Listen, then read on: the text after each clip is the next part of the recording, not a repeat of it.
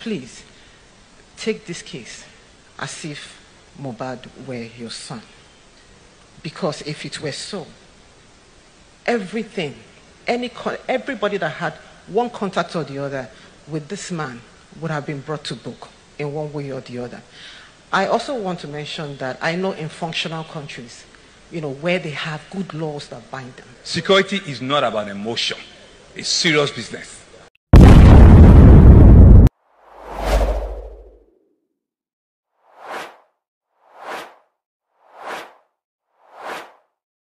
We are still going to watch the rest of this video where a lady is requesting from the governor of Lagos State, Babajide Sanwolu, what is the update? What is really going on here? And she said, in countries where things work, and I think that got on the nerve of Babajide Sanwolu, that in countries where things work, we will not be where we are today. I mean, we would have gotten to a meaningful, reasonable point in the RIP of Mohbad. But as it is, she is saying it's like there is a kind of cover-up, like we've seen certain individuals shake hands with you.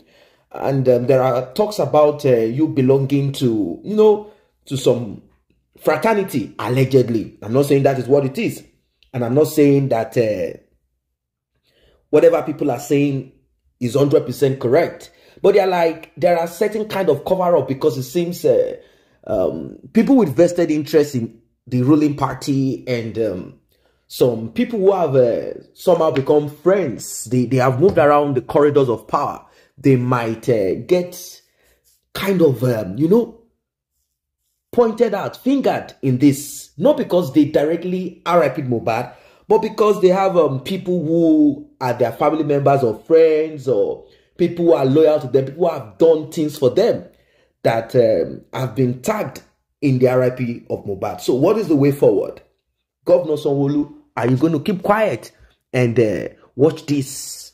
Now, Babajide Sanwolu has response for whoever is asking this, and of course, as a response, he gave a response to what this woman said. I want us to listen to what Babajide Sanwolu said, and we will be talking more. Mohbad. We all are familiar with this case already. So my name is Nnenna Iwuchukwu. I represent myself. We all are familiar with this case already. And, there was a very huge outcry at the time here in Nigeria and in diaspora. And people were almost calling for the heads of these people, who we saw all over social media. It was going around that they were involved in this crime when Mohbad died. So eventually we were told, because we don't know anything, we only go by what we're being told. Eventually they were brought back from wherever they were perching outside the country, and eventually the investigation started. It lasted for maybe like 1 month, and we were told again that they were on bail.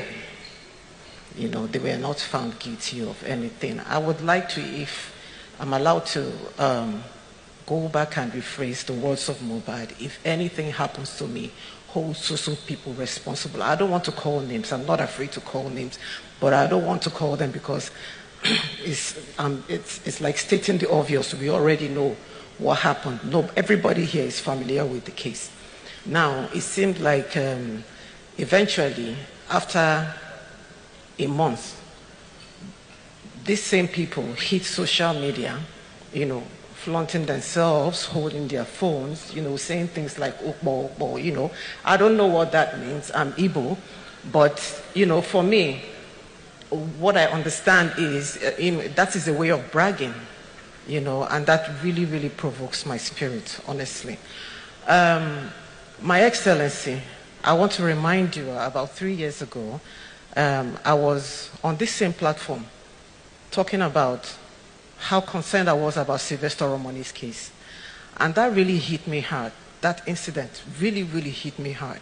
Because I remember after you left the building, I met you downstairs and you said to me, we're on this case. Don't worry, we're going to see to the end of it. And 3 years on, Sylvester Romani is supposed to be 15 years old, by the way, this month, because I've been following up on that case and nothing has been done. And to me, it's as good as dead. And because Sylvester Romani's case had a slap on the wrist, that is why Mohbad's own came to life. And I'm thinking, who's next? Okay, my governor, I'm sorry if I'm taking too much time, but I have to finish, I'm sorry. Please, my governor, you have the power to preside over the affairs of Lagos State, and everything reports to you. Everybody reports to you. Please, I ask you to please take this case as if Mohbad were your son. Because if it were so, everything, everybody that had one contact or the other with this man would have been brought to book in one way or the other. I also want to mention that I know in functional countries, where they have good laws that bind them. Security is not about emotion. It's serious business. I can remember I met you 3 years ago, like you said, there's no emotion. I'm standing in front of you, there's no emotion. It's not emotional, it's real. People get killed, people get named, we see it every day. I don't go to bed until 5 a.m. 3 days ago, I was just complaining. When we had the crash of a vehicle, of a lorry, that crashed into the other. Nobody needs to video me. Please. We're not joking here. I don't want to get emotional.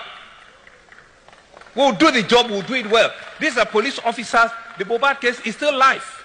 They're still treating it. We had to take the forensic out. The forensic that we built, that is the best in sub-Saharan Africa, was burned down during NSAS. We had to take the test out. They've done all their reports. Not until when it comes back that I can tie the two together. There are people that are in detention as we speak. They've not released them. Let's give little credit when it's necessary. Little credit, that's what we're saying. We don't need to come here and want to grandstand and make it look as if we can't speak back. We can. We are also human beings. Man, we're also human beings. We get to do this job with everything that we have. Okay? Thank you very much. Thank you very much. Welcome back. Now, there is something that is important that Babajide Sanwolu pointed out. He said, Nigeria, in sub-Saharan Africa, in the west of Africa, we had the best forensic unit that probably other countries would send in their specimen or whatever it is that they need to find out about. But during the NSAS, it was burnt down. That's something important. Regardless of how people got angry in those days, destruction of important facility, such as this one, thinking that doing so will get you justice. I mean, back then, for the NSAS, during the NSAS thing, during that NSAS, a lot of things were destroyed. And now, Mohbad's specimen had to be flown outside of Nigeria because there is no agency, no office, no laboratory that can perform the forensics. This is also a lesson. This is also a lesson. We need to re-educate ourselves, reinvent ourselves, regardless of the justice or whatever protests in the future. There are certain things that needs to be protected. Back then, there were accusations of certain individuals trying to hijack the NSAS, propelling young people to destroy the hub of Nigeria, which is Lagos State, the business hub of Nigeria, that if we can destroy Lagos, if Lagos can be destroyed, that's the end of it. Who do they think they are? This information got out, and it's part of the reason they claim that Nnamdi Kanu is being held. They said they have evidence of Nnamdi Kanu instructing, allegedly, I'm using the word allegedly, instructing Igbos and majority of them Igbos to destroy Lagos State and cripple Lagos State. Nnamdi Kanu said, no, that's not true. He did not say it, but they said they have evidence and they produce certain audio, video, visuals, audio, visual, and whatever. Now, I think if, as the governor said, they flew out the specimen of Mohbad, by now, maybe, we don't know, because it depends on which laboratory they flew it to and how long it's going to take. You know, Mohbad's case might not be the only case that is brought to that laboratory. So now, they are now saying, because you guys destroyed these things, we have to fly this specimen abroad. So give us some credit. There are certain people that have been held. Now, questions are being asked. Who are those people that have been held? They say we should give kudos to the police. This is where I'm finding it troubling. Why is Wunmi not in the custody of the Nigerian police? Why? Okay, let's say they allowed Naira Marley and Sam Larry to go, since the only connection and link to whatever it is that could have happened to Mohbad is the video that we saw. The same audio visual that Wunmi also had. I mean, Mohbad talked about this and said a lot of things. So, but 3 of them are out. Let's just use it like that way, even though Wunmi was not interrogated. But Nigerians wanted the same treatment that was meted on Sam Larry and Naira Marley to be on Wunmi. That is where we begin to think and look at the justice. Or did they give Wunmi soft landing because she is with a baby that she needed to breastfeed? Is that the reason they say, look, we cannot keep this lady in detention? For now, let her just be out there doing her thing because she's breastfeeding a baby. We cannot put her in custody. At this time, at this moment, we do not have such facility to keep her there to mind the baby for now. This might even cause Nigerians to kind of look at us like we are bad people. Like, how can you put mother and child, a child of a deceased in prison because you're seeking for justice? You see? So this could go 2 ways. So Wunmi is out, Naira Marley is out. Now, the question is this. Why is Prime Boy and Spending locked up? What crime did they commit? Prime Boy, according to what we heard, even from Wunmi, did not have a fight with his friend. It was Mohbad that fought him because he did not support Mohbad in his quest to discipline Wunmi, to query Wunmi over the DNA argument that was standing.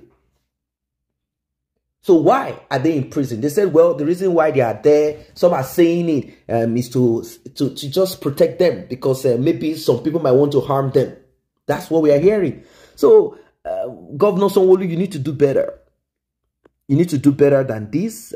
People are not happy. When I say people are not happy, they are not really happy. But then, let's see how this case will eventually turn out to be. It said, give us kudos. Give us kudos. We are working. The nurse obviously will not be let out. She said she was set up. She said she never ever had anything to do with someone. I mean, medical treatment and the person RIP. All of those things, we heard it. But then the Nigerian government should also begin to look at standardizing certain things. We cannot have auxiliary nurses roaming all over the streets because this is the way most Nigerians took care of their health issues. These are the ways they took care of their health issues. So we have to deal with that also. There are a lot of things that need to be looked into. So Babajide Sanwo-Olu, we are not going to judge you right now. We are going to say to you, good, you are working. Let's encourage you that way. You are working, but we need to see more. We need to see more. We want to see more of action as regards this one. We want to see more action because people have lost trust, hope in whatever it is that the police are onto because of the way they treated this matter at the beginning. They treated it like with a grain of salt, like they weren't really focused on it as people expected them, and particularly Wunmi being out there and many things. People didn't really believe in justice for Mohbad. via the Nigerian police. So that's why. So you cannot blame them. And moreover, people still will talk. They are still going to pressure you, because if they don't pressure you, you guys might just allow this to slide. That's it. That's it. So I don't know what you guys think about this one. Drop a comment, like, and share. See you in the next update.